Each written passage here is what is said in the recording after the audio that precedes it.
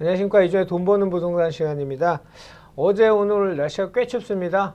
단어 그대로 한겨울 추위라는 말이 어울릴 정도로 꽤 쌀쌀합니다. 건강 유의하시기 바라겠습니다.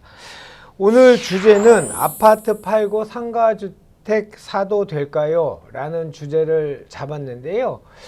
시청자 여러분들 댓글이나 문의사항들 보니까 왜 오비스트TV에서는 곽창석 선배님, 대표님, 선생님의 전망을 다루지 않느냐 이런 의견이 많이 나옵니다. 근데 저번 주, 저저번 주 저희는 이미 주택시장 전망이라든지 내년 어떤 상품 또는 어떤 지역을 눈여겨봐라는 얘기를 했는데 그 메인 타이틀이 2022년 부동산 대전망 이런 타이틀을 안 붙여서 아마 그런 질문들이 들어오는 것 같습니다.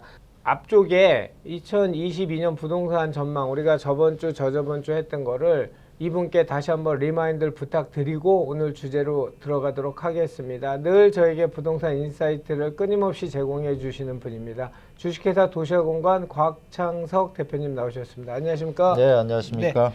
곽 대표님 그런 질문들이 많아요. 왜 전망 안 하느냐. 계속 전주 저번 주 이제 우리 했죠. 네, 하셨는데 메인 타이틀 자체를 딴 유튜버나 아니면 그 매체들처럼 2022년 부동산 대전망 이런 거를 안 해서 그런지 그런 질문 많으니까 짧게 리마인드 한번 해주시죠. 계속 해오던 거고 지난주에도 22년 집값 맞습니다. 전망해서 말씀드렸고 예.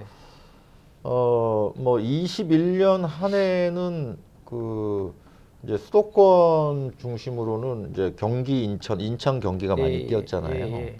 그래서 이제 못난이의 반란이라고 할까요? 못난이의 약진 해가지고 좀 이렇게 좁혀졌습니다. 싼 것들이 많이 가격이 올랐어요. 그리고 지방은 보면은 21년 한 해 동안에는 좀 양극화 차별화가 많이 더 진행이 됐어요. 비싼 데 더 오르고 싼 데는 덜 오르고 했는데 이제 연말로 가까워질수록 지방도 좀 저가 주택들이 오르기 시작하고 있거든요. 그래서 22년은 수치상으로는 그냥 전국 아파트 가격으로는 올해보다 비슷하거나 조금 더 오를 것 같아요. 내년이. 그러나 이제 지역별 편차는 좀 있을 것 같은데 수도권 상승폭은 조금 줄어들고 지방은 조금 더 오르고 지방에서도 기존에 올랐던 것들보다는 안 올랐던 것들이 오르면서 이렇게 이렇게 양극화가 해소되는 평준화 장세로 가면서 이제 수도권보다는 지방 상승폭이 좀 더 커지지 않겠는가. 내년은 그렇게 예측을 하고 있습니다. 상품은 대체 주택을 늘 선지적으로 얘기를 해주셨었죠. 저희가 계속 흔히 말하는 오피스텔, 대형 오피스텔이라든지 하다못해 빌라라 통칭되는 다세대조차도 상품이 될 수 있다는 얘기를 여러 차례 해주셨는데 대체 주택 상품에 대해서도 한번 코멘트를 해주시죠. 그러니까 이제 어떤 특정 지역에 어떤 주택이 오를 것 같다 이런 얘기를 하는 거는 시장을 자극할 수 있기 맞습니다. 때문에 그냥 종목만 말씀을 드리는 거죠. 22년도도 21년도의 흐름이 이제 지속이 되는데 21년까지는 이제 주거 대체 상품 중에서 이제 오피스텔이 3룸, 2룸 같은 것이 주류였다면은 22년도에는 조금 더 확장이 될 거라고 봐요. 지역도 더 확장이 되고 그래서 이제 원룸까지도 아마 이거를 느끼실 수 있는 거는 내년 연말쯤 돼 보면은 아마 대부분은 느끼실 수 있을 거라고 보고요. 그러니까 이제 상품이 더 상승세가 확산되는 그런 장세를 맞이할 것 같고요. 우리 흔히 실수요장, 유동성장 이렇게 얘기를 하는데 사실 이제 실수요장이 다시 돌아왔어요. 왜냐하면 우리 이제 아파트, 주택 이런 거를 투자할 수가 없는 다주택자 투자할 수 없는 상황이 됐기 때문에 강제로 실수요장으로 복귀가 돼 있습니다. 그래서 이제 무주택자들이 다시 주택을 사야 되는 그런 상황이 됐고 전세가나 월세가가 오르면서 다시 매매가에 근접해가는 그럼 또 밀어 올리잖아요. 예, 그런 조금 시간이 지나면 또 밀어 올리고 계속 사이클이 반복돼서 그렇죠. 이제 과거와는 다르게 이번에는 처음으로 이렇게 실수요장에서 유동성장으로 끝나는 게 아니고 그런 게 한 번 더 반복되는 한 번 더. 예, 반복되는 그런 그러니까 상승장도 길어지고 두 번 반복돼서 끝나는 시간이 굉장히 길어지고 있는 거죠. 네, 곽 대표님, 저희가 이제 하나 소비자 입장에서 질문을 드리면 지금 말씀하신 실수요장하고 이제 유동성장의 계속 이제 턴이 되는 거잖아요. 그걸 우리가 순환주기 여러 가지 표현을 쓰잖아요.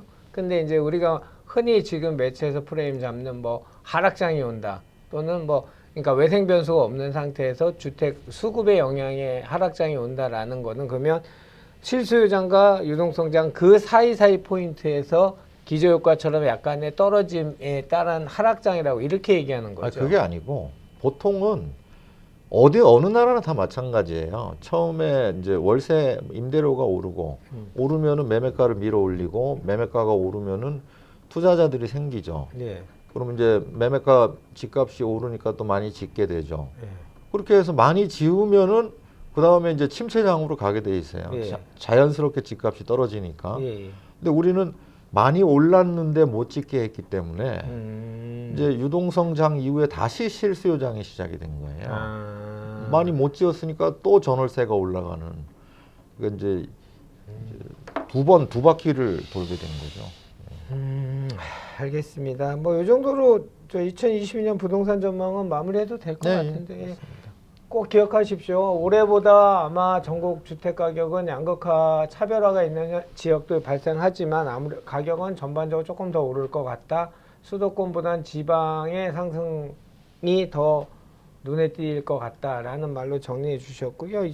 대체주택이라고 하는 뭐 오피스텔이라든지 또는 뭐 빌라라 통칭되는 다세대가 대형 위주로 투룸, 쓰리룸의 수도권 지역이라고 한다면 이제 이 주택 수급 문제, 뭐 온리 수급 문제죠. 문제 때문에 그 대체 상품조차도 원룸이나 이런 소형까지 확장될 것이고 지역도 저 스펙트럼이 더 넓어질 것이다. 이렇게 마무리하도록 하겠습니다. 자, 오늘 주제입니다. 아파트 팔고 상가주택 사도 될까요? 라는 주제를 주셨는데 어떤 요즘 아파트 거래가 안 돼서 이 주제를 잡아주셨나요? 어떤 이유에서 이런 주제가 나온 거죠? 아니 실제로 궁금해 하시는 분들이 많아요. 그런 뭐 상담도 많이 들어오고 있고 근데 아파트 값은 잘 안 오를 것 같고 그리고 또 이제 은퇴하시는 분들은 뭔가 또 월세도 필요하고 하니까 그쵸. 본인 거주 문제도 해결하면서 월세도 받을 수 있는 쪽에 관심이 계속 높아지고 있는 거죠. 어떻게 보세요, 박 대표님은? 글쎄요, 결론부터 말씀드리면은 지금 상가 주택이 뭐 상승하기는 하겠지만 앞으로 한 4년 정도는 아파트값 상승폭이 좀 더 커질 것 같아요. 보통 보면 아파트는 침체장이 있고 또 이제 뭐 상승장이 있고 할 때 상승장 때 굉장히 급등하는 성향을 보이고요. 이게 뭐 상가 주택이나 또는 뭐 다가구 주택 이런 것들은 이렇게 막 침체장에도 꾸준히 올라요. 그래서 상승장 때도 그렇게 확 오르지는 않아요. 꾸준히 가는 성향이 있거든요. 그래서 그냥 뭐 차익만을 목표로 한다면은 아직은 갈아탈 때가 아니다라는 생각이 들기는 하죠. 그러나 이제 워낙 지금 답답한 상황에 계신 분들 이게 뭐 아파트는 살 수도 없고 그러니까 상가주택 이렇게 전세 풀로 끼고 산다거나 아니면 뭐 세입자들 내보내고 월세 받겠다는 이런 수요들이 자연스럽게 생겨나는 것 같은데 뭐 개인적으로 그렇게 해도 될 여건에 있는 분들을 굳이 막고 싶은 생각은 없어요. 뭐 이제 은퇴를 했고 당장 월세가 필요한 분들 이런 분들은 사셔도 되죠. 특히 지금 근데 이제 문제가 되는 건 뭐냐면 투자자들이에요. 그렇죠, 투자자. 상가 주택에서 주자만 붙으면 지금 살 수가 없어요. 주자가 붙는 순간 취득세가 뭐 13.4% 취득세 맞아야 되고요.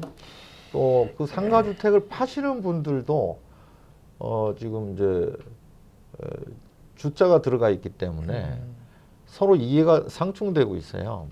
사는 분들은 주택을 상가로 용도 전환을 해달라고 요구를 해요. 그래야 맞습니다. 사겠다. 취득세 중과를 안 맞으니까. 그것도 그 대출 문제도 있고 그러니까. 예, 대출 문제도 있어요. 맞습니다. 주택이면 아예 대출이 안 맞습니다. 나오니까. 근데 그렇게 바꿔놓으면은 파는 분들은 만약 그걸 한 채 갖고 계시면은 비과세가 또 안 돼요. 양도세 비과세가. 그래서 서로 충돌해 버리는 거예요. 그래서 사실 지금 상가주택 파는 분들이 굉장히 힘들어졌어요. 그걸 내놔도 잘 안 팔리는 상황이 현재 돼 있습니다. 근데 그거는 뭐 개별적으로 이해관계가 맞는 분들, 말하자면 아파트를 팔고 그냥 1세대 1주택으로 상가주택 구입하시는 분들은 살 수는 있거든요. 네, 예. 그렇게 맞는 분만, 맞습니다. 그러니까 이제 무주택자만 상가주택도 사실은 살 수 있게 돼 있는 거고. 또 한 가지는 뭐냐면은 상가주택도 이 상가 부문을 잘 해결하지 못하는 경우들이 많이 있어요. 이제 상가가 막 장사가 잘 되는 지역도 있지만은 현재는 코로나 때문에 대부분 장사가 안 되거든요. 그리고 이제 뭐 4차 산업 해가지고 점점 상가들이 필요 없는 비대면으로 가니까. 비대면으로 바꿔가고 있고, 또 뭐 경기가 활성화되면 상가들이 또 많이 늘어날 수 있는 지역도 있고, 그래서 상가주택을 뭐 개별적으로 상담해 보면 맞는 분도 있는데 대부분은 아직은 좀 이르지 않나 하는 생각이 들어요.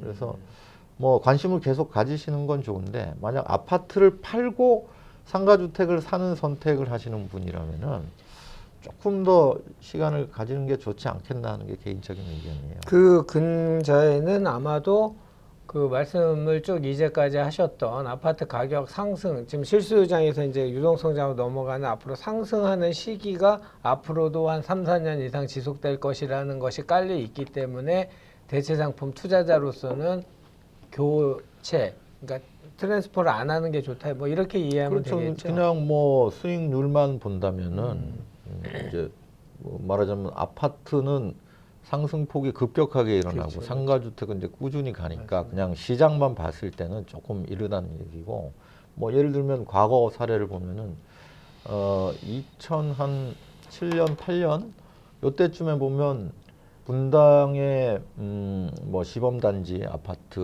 뭐 30평대 매매가가 한 7억 정도 했었어요. 네. 그때 그 지역 주변에 있는 뭐 상가주택이나 다가구 주택 이런 것들이 사실 7, 8억 정도뿐이 안 됐었어요. 네. 근데 그 후에 보면은 이제 아파트 시장 침체기가 오고 글로벌 위기가 그쵸, 터지고 그쵸. 아파트 가격은 막 5억대 초반까지 내려가 버리죠. 근데 그런 불경기에 또 상가주택 뭐 다가구 주택은 꾸준히 가격이 올랐었거든요. 근데 그러면 이제 지금이 아파트값 상승이 끝나는 시기 정도에 왔다면 상가주택으로 갈아타는 것도 괜찮은 건데 네. 제 판단에는 아직은 아니라는 생각이 들기 때문에 그렇죠, 그렇죠. 만약에 그냥 단순히 아파트를 팔고 갈아타는 거면은 지역별로 다를 수 있다는 거예요.